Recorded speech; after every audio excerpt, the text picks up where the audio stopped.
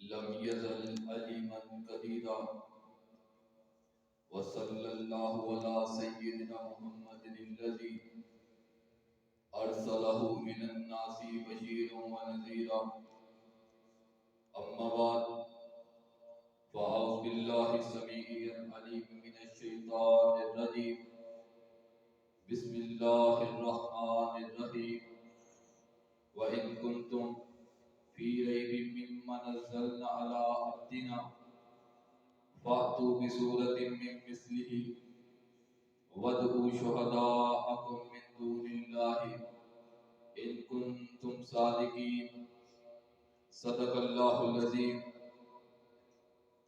سامعین کرام، اللہ تبارک و تعالی نے جب انسان کو بنایا تو دو چیزوں سے بنایا، ایک اس کا مکمل وجود، ایک جسم جو دنیا میں بنا کر کے بھیجا، اور پھر اس جسم میں روح ڈالی۔ دونوں کی آبرو کے لیے خوراک کی ضرورت محسوس ہوئی، اور جسم کی خوراک بھی اللہ نے زمین سے بنائی، کیونکہ جسم کو زمین سے بنایا تھا۔ آسمان سے جو چیز آئی، روح، اس کی خوراک بھی آسمان سے آئی۔ اور وہ خوراک کیا ہے؟ وہ خوراک جسے قرآن مجید کہا جاتا ہے، وہ صرف انسان کی خوراک ہی نہیں بلکہ اس کے لیے شفا بھی بن کے آئی۔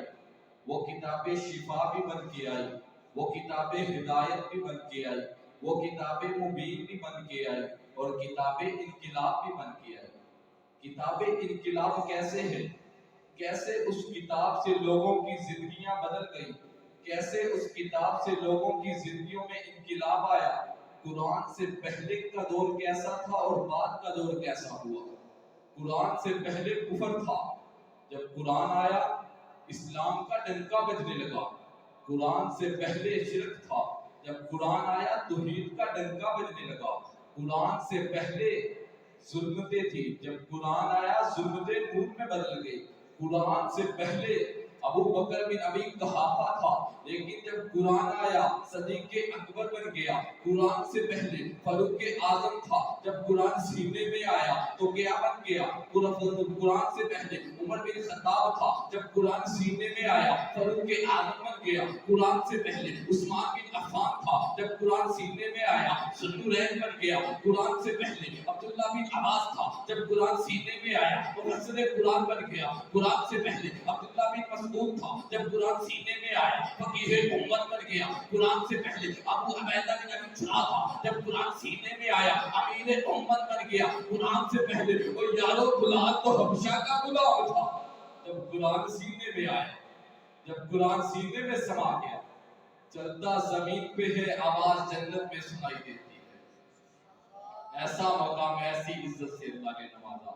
اور جو قرآن کو اپنا حامی بنا لیتا ہے وہ اللہ اس کی محبت بند کرتا ہے، اللہ کا محب بن جاتا ہے۔ عبداللہ بن عباس نے کہا تھا جو قرآن کا حامی نہیں بن جاتا ہے وہ اللہ کا محب بن جاتا ہے۔ ادھر کسی وزیر اعظم کا محب ہو، ادھر کوئی MLA کا محب ہو، ادھر کوئی MPA کا محب ہو، ادھر کوئی کا محب ہو، پروٹوکول ہوتا ہے، اس کی عزت ہوتی ہے، اس کے آگے پیچھے سیکیورٹی ہوتی ہے، اس کے سیکیورٹی احترام کیے جاتے ہیں کہ کیا بات ہے، یہ فلاں کا بندہ ہے، یہ وزیر اعظم کا بندہ ہے، یہ MLA کا بندہ ہے، یہ MPA کا بندہ ہے۔ اور تجھے نہیں پتا جس نے اپنے سینے میں قرآن سمایا ہے جب وہ گھر سے نکل پڑتا ہے اللہ کہتے ہیں جہاں جبری اس کے پاؤں کے تلے جا کے اپنے پر کو بچا دے۔ تجھے پتا ہی نہیں اس کا کیا پروٹوکول ہے، تجھے پتا ہی نہیں اس کی کیا عزت ہے، تجھے پتا ہی نہیں اس کا کیا احترام ہے۔ اس نے کائنات کے اندر سب سے مقدس کتاب کو اپنے سینے میں رکھ دیا۔ یہ وہ عظیم لوگ ہیں جنہوں نے قرآن کو اپنے سینوں میں سمایا، اور لوگوں نے اس کو مٹانے کے لیے بڑی سازشیں کی۔ مجھے وائسرائے برطانیہ یاد آیا، جب بڑے صغیر پر قابض تھا، اس نے کہا قرآن کو کیسے مٹایا جائے۔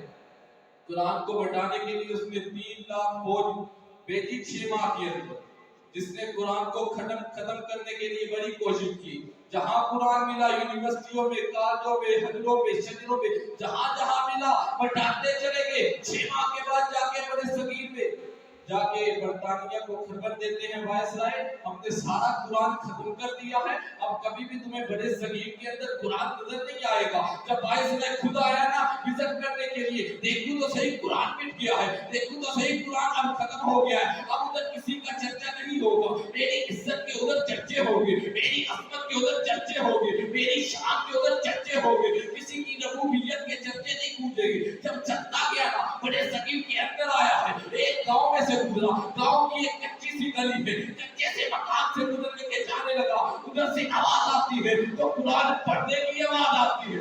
وائسرائے کہتے ہیں کس کی آواز ہے، جا کے دیکھو تو صحیح۔ جب دیکھا تو 10 سال کا نبینا بچہ قرآن کی تلاوت کر رہا تھا۔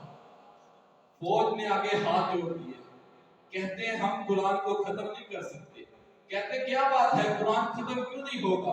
کہتے ہیں یونیورسٹیوں سے ختم کریں گے، کالجوں سے ختم کریں گے، ندیوں سے بٹائیں گے، شجروں سے بٹائیں گے، پہاڑوں سے بٹائیں گے، جہاں جہاں قرآن ملے گا ہم بٹا دیں گے۔ اور ان مولویوں کا کیا کریں گے؟ اور انہوں نے تو بچوں کے سینوں میں قرآن کو چھپا دیا۔ یہ قرآن کون بٹا سکتا ہے اس کو؟ اور یہ قرآن کتاب انقلاب ہے، زندگیاں بدل دیتا ہے۔ عمر بن خطاب سے کسی نے پوچھا قرآن سے پہلے زندگی کیسی تھی، قرآن کے بعد زندگی کیسی ہے؟ کہتے ہیں قرآن سے پہلے میں یہ سوچا کرتا تھا اللہ مجھے چند اونٹ دے، ان کی میں پرورش کر کے اپنے بچے پالوں، اپنا گھر چلاؤں، اپنی معاشیات چلاؤں، لیکن جب قرآن آیا اللہ نے کیسے کسرا کو میرے قدموں میں لا کے رکھ دیا۔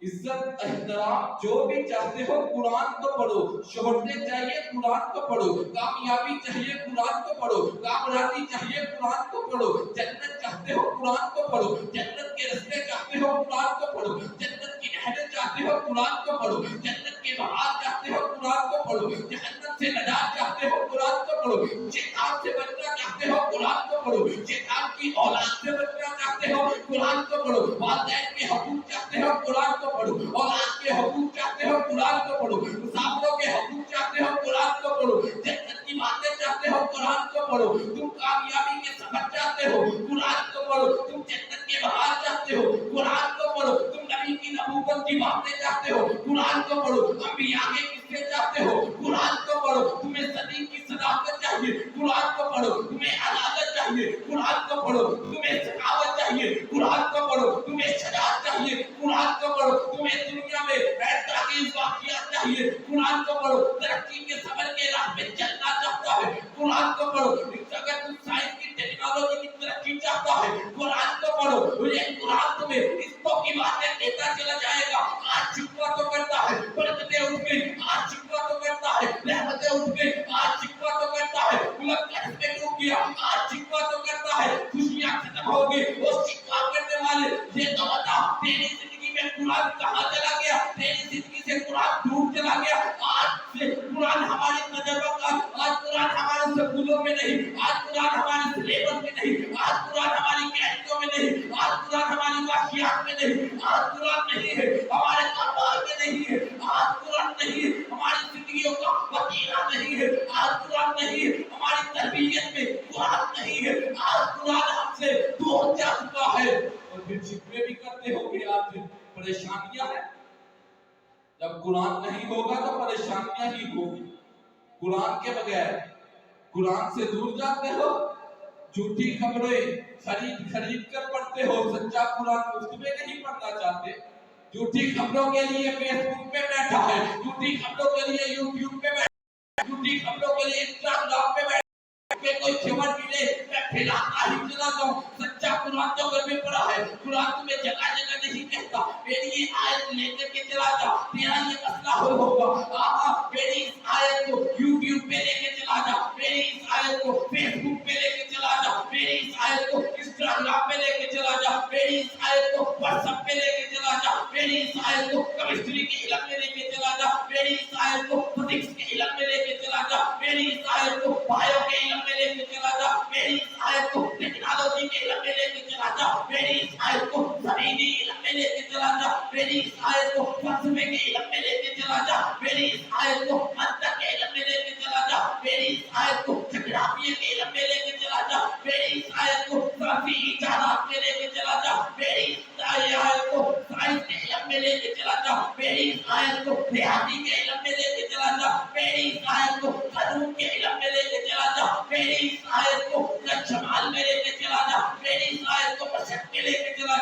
میری سائے کو مغرب میں لے کے چلا جا، میری سائے کو جنوب میں لے کے چلا جا، میری سائے کو دنیا کے کسی بھی کونے میں لے کے چلا جا، جدھر بھی جائے گا یہ تمہیں کامیابی اور کامیابی کے پھول بہکاتا ہوا نظر آئے گا، یہ تمہیں عمل کا درس دیتا ہوا نظر آئے گا، یہ تمہیں خیرخواہی کے راستے پہ چلاتا ہوا نظر آئے گا۔ یہ ساری چیزیں اگر چاہتے ہو تو قرآن کی طرف آنا پڑے گا۔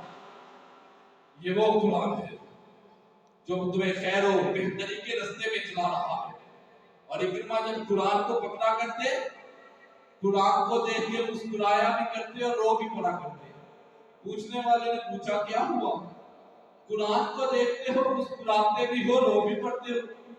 کہا جب قرآن کو دیکھ کے مسکراتا ہوں تو سوچتا ہوں کتنا خوش قسمت ہو، اللہ نے میرے مقدر میں قرآن کر دیا، اور روتا اس بات میں ہوں، سوچتا ہوں اگر قرآن میری زندگی میں نہ ہوتا تو دنیا کا بدنصیب آدمی ہوتا۔ یہ قرآن بہت بڑی نعمت ہے جو اللہ نے ہمیں عطا کی ہے۔ قرآن کی قدر کیا کرو، اور اللہ سے دعا ہے اللہ ہمیں قرآن پڑھنے پڑھانے کی توفیق عطا فرمائے اور ہمیں اس پر عمل کرنے کی بھی توفیق عطا فرمائے۔ وآخر دعوانا الحمدللہ رب العالمین۔